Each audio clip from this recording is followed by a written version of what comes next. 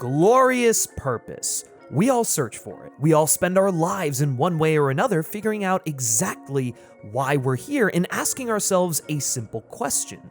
In the words of the great Billie Eilish, what was I made for? For some, it's as simple as I'm here to help people, and for others, it can be a bit more complicated. I'm here to run the fastest mile in human history, or I'm here to change the way we think about the cosmos, or even I'm going to build the world's highest Jenga tower. I'm so close, by the way. The point is, we all wander through time seeking purpose, and while some find it faster than others, perhaps no one has wandered as long as our favorite adopted Asgardian god turned villain turned reluctant anti-hero turned time cop, Loki, son of Odin. Season 2 of perhaps Marvel's most successful show, not even perhaps, it is Marvel's most successful show, I mean, at least from a quality standpoint, finds our misfit god dealing with the fallout of the first season and decisions made by our favorite daughter of mischief, Sylvie. With He Who Remains now gone and the fate of a reborn multiverse falling into chaos, Loki, Mobius, B-15, Casey, and newcomer Ouroboros, or as we're just gonna call him, OB, played by the amazing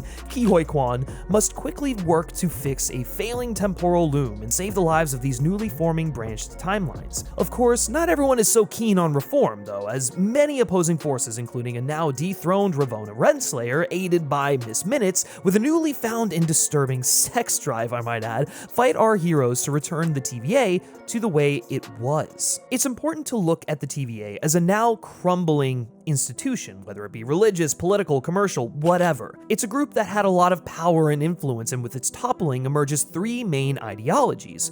We should reform this place, we should restore this place, and we should burn this place to the ground. If I so much as smell the atoms of its wreckage, I swear to God I'm going to lose it. The last one is Sylvie. These three responses are incredibly accurate to situations we see developing in our own world. One of the many wonderful things about this show is that it explores all three of these ideologies, and while the role People Against Change is generally assigned to the antagonists of the season, it does give some really compelling arguments on either side of reform or destroy. Leading the mess of reform is the God of Mischief, as he fights to not only clean up Sylvie's mess, but to maintain the new structure and family he has found in his life. Despite its corruption and misguided teachings, the TVA has given Loki two things he never truly had before: friends that understand him, and real, meaningful purpose. Because of that, he believes in the best version of what the TVA could be and will fight to make it so.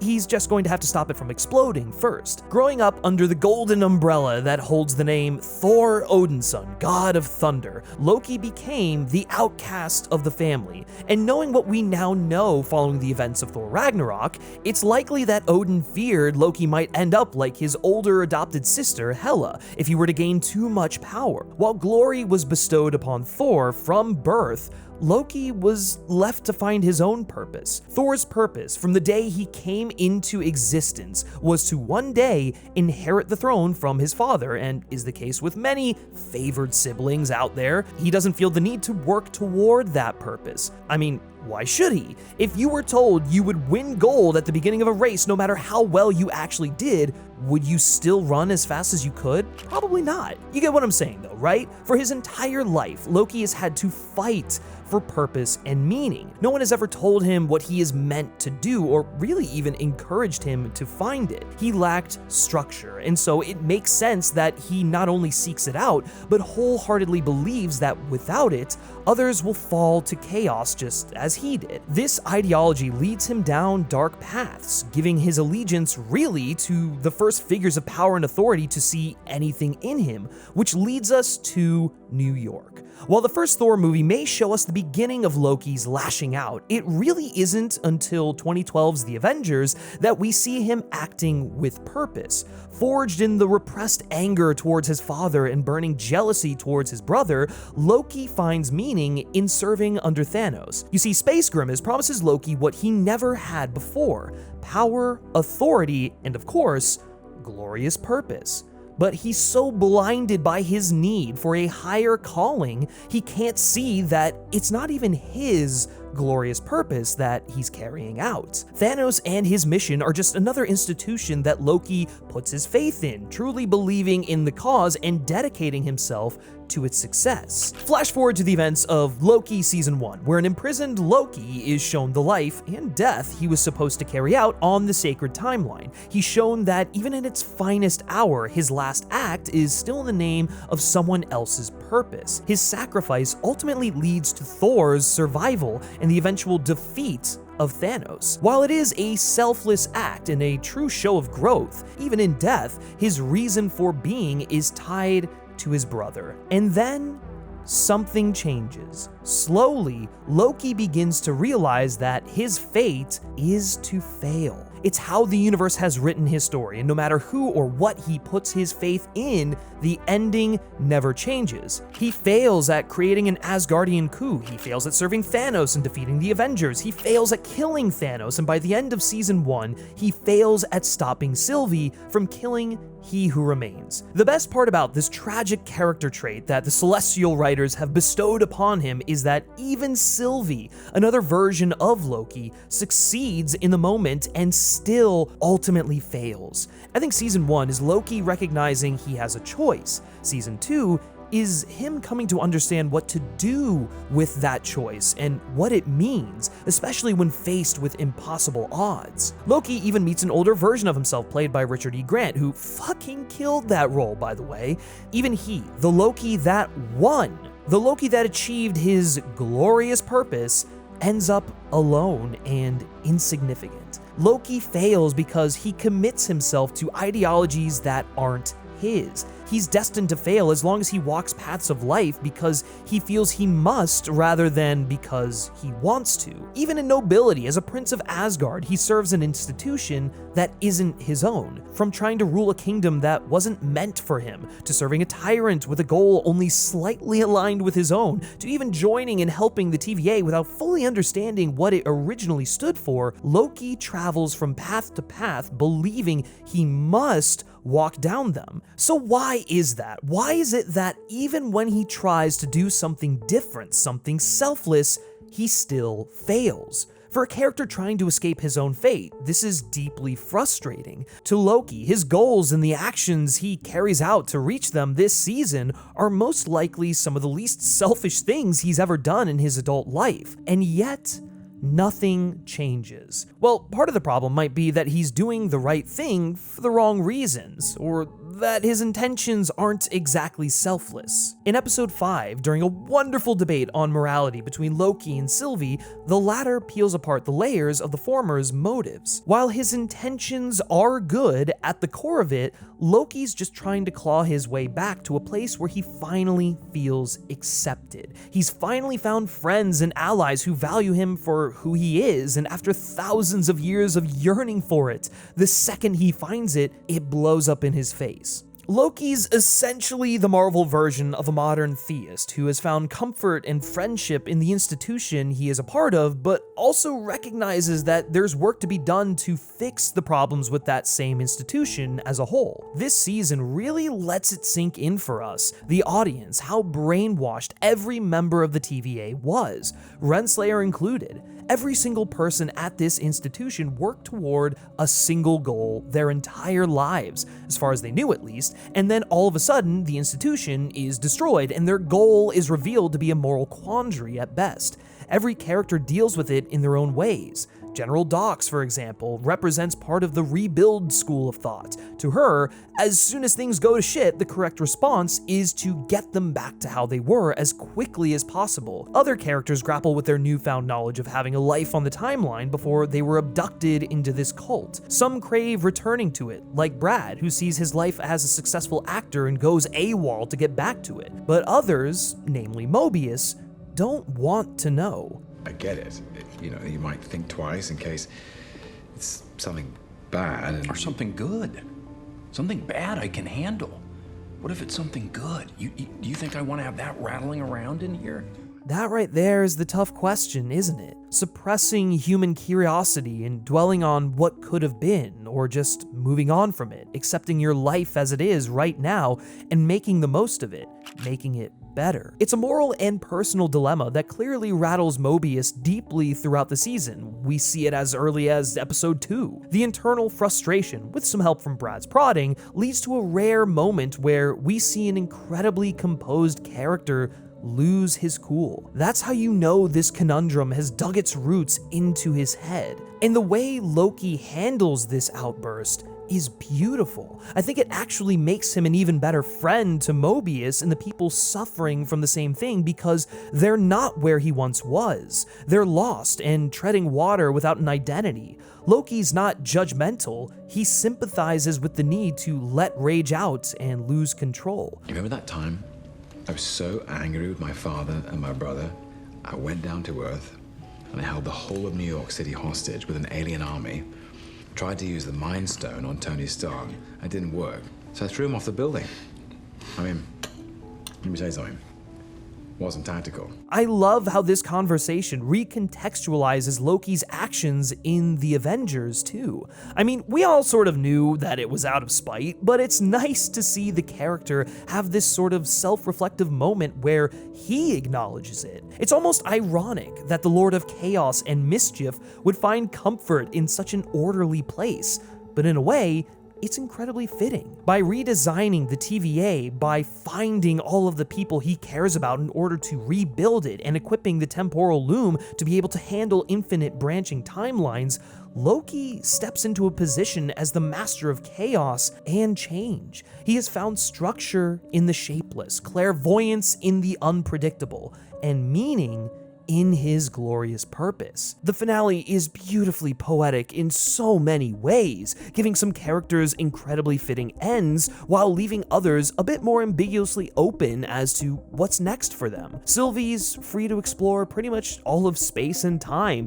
able to go and do whatever she pleases, whenever she pleases. She's finally able to try everything. B-15 takes a seat in the new war room, setting up more of a council democracy that will lead the TVA into a new era. And Mobius, you broke my heart here, man. He just, he gets to see what he's been protecting all this time. I might just wait here for a little bit.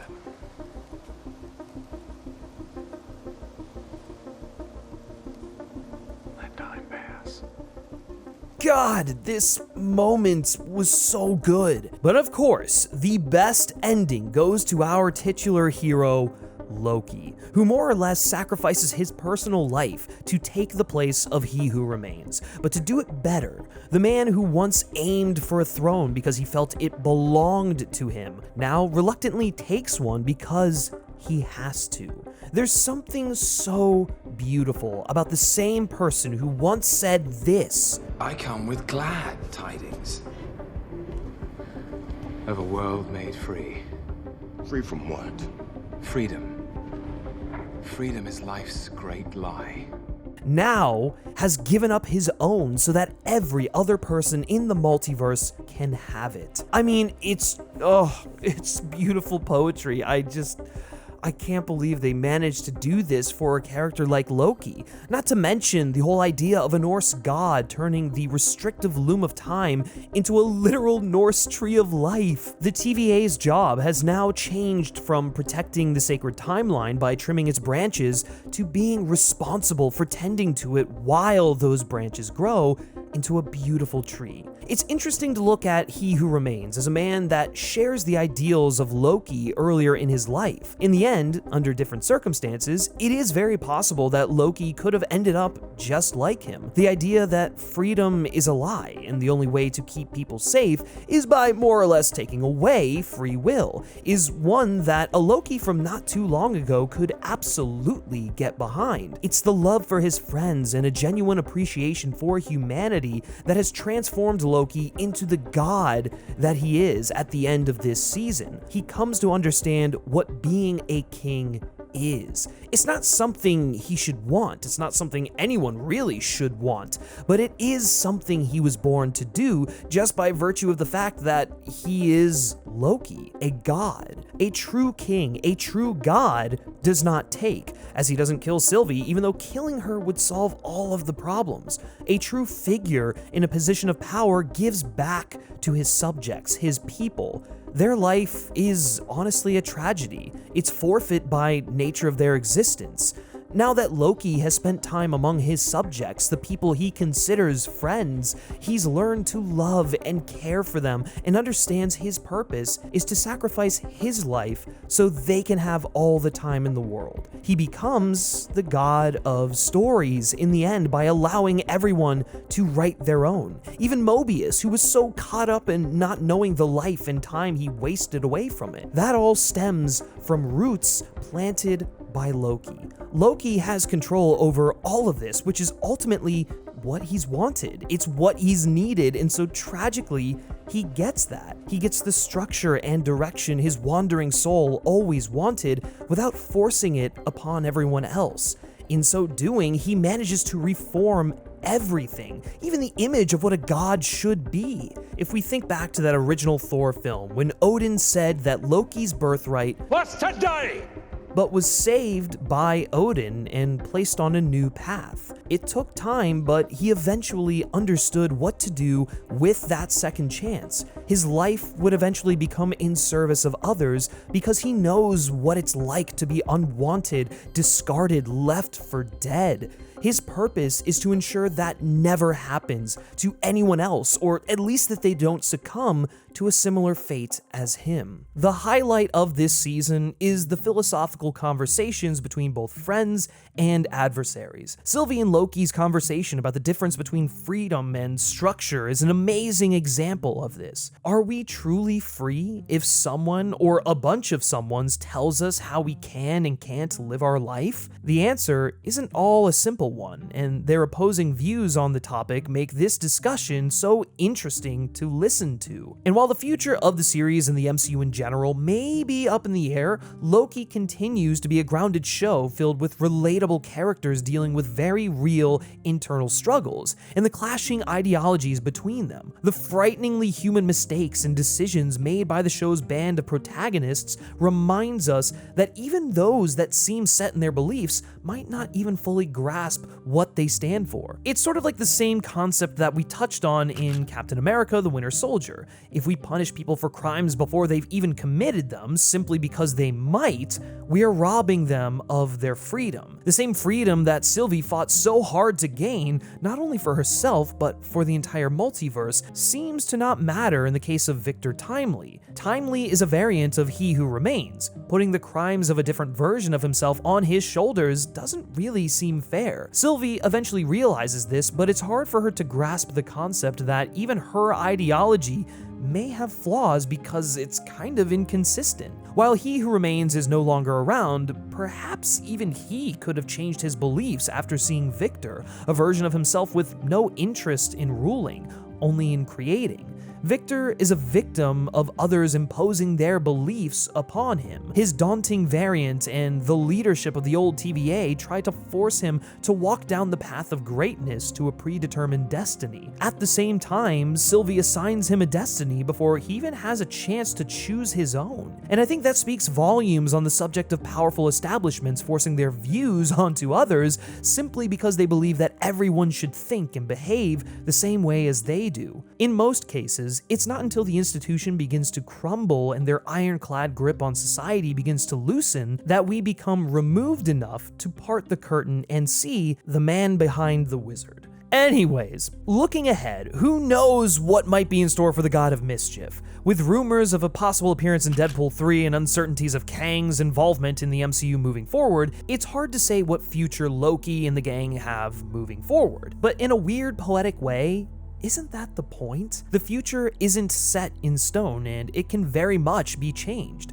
A note that Marvel executives might want to take to heart while moving forward with future MCU plans. I might stand alone with this next statement, but I don't think Marvel Studios should be announcing their future projects so far in advance. First off, it's revealing intentions far too early for anything to be a surprise anymore. I want to be genuinely shocked when it seems we might be headed in a direction that I wasn't expecting. But as it stands now, we have movies lined up for the next few years and nothing is surprising anymore. The future, as it currently stands for Marvel, is looking, well, messy at best. There are a lot of problems we've seen emerge from the dust of Endgame, with the studio from rushed projects to rewrites that don't make sense, to studios having too firm of a hand on the wheel of new and blossoming storylines. But it's not too late to change things. Much like Loki, it feels like Marvel is setting itself in this cycle of failure. Slowly but surely, projects are becoming more bland and forgettable than ever. In an effort to expand this universe as quickly as possible, it feels like Disney execs have forgotten what made their universe great in the first place. Every movie had its own voice. Guardians felt different than Captain America. Iron Man felt different than Thor. But now it feels like, outside of Loki, we've gotten to the point where execs know what has worked in the past and are determined to recreate it based on the formula for success, rather than letting creators make their version of the characters and cementing them in the universe before throwing them into another crossover. It's very possible that the TVA may be used as a sort of glue to hold together this multiversal storyline going forward, meaning that we might see more of it on the big screen before it has another standalone season. Truthfully, a lot of it depends on Marvel figuring out what it wants its multiverse to be. Much like Loki and the TVA, Marvel needs to figure out how to master controlled chaos, meaning that they need to set up the sandbox and then let creators play in it. If they pre-establish rules about what is and isn't true with their concept of the multiverse, filmmakers can take that and run with it.